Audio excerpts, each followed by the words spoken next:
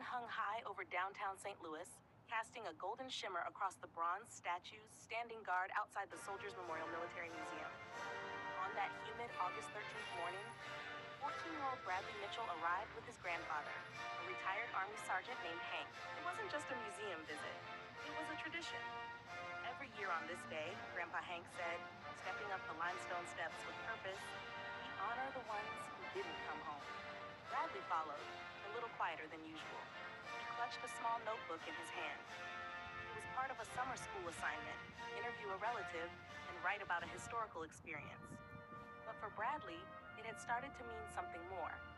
The lobby of the museum was cool and quiet, with the faint smell of polished floors and aged paper. Hank nodded to the front desk and made a beeline for the World War II gallery. His gait was slow but steady, his back straight despite the years. Bradley kept up, scribbling quick notes. Your great-uncle James is on that wall. Hank pointed toward a digital screen listing fallen Missouri servicemen. KIA in 45, Battle of the Bulge.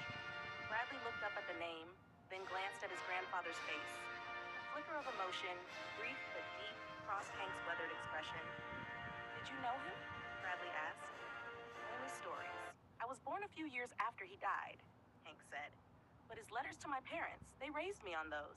He wrote about being scared, missing home, but he never stopped fighting. They moved to another exhibit, Vietnam. Hank stared at an old jungle fatigue jacket encased in glass. This, he said softly, tapping the glass gently, looks just like the one I wore. Bradley's eyes widened. You were in Vietnam?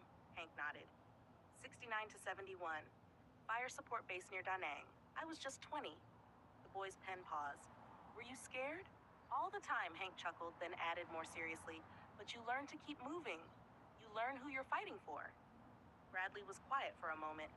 Then he looked around at the portraits, the weapons, the folded flags. I think I get it now, he said. Outside, they sat by the fountain, the arch rising in the distance like a silent sentinel. Thanks for today, Grandpa, Bradley said, his voice small but sincere. Hank patted his grandson's shoulder. You're welcome. History's not just books, kid. It's blood, memory, family.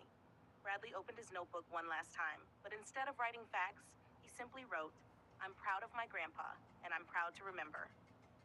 As the sun dipped low over St. Louis, two generations sat together quietly, bound by memory, honor, and a promise to never forget.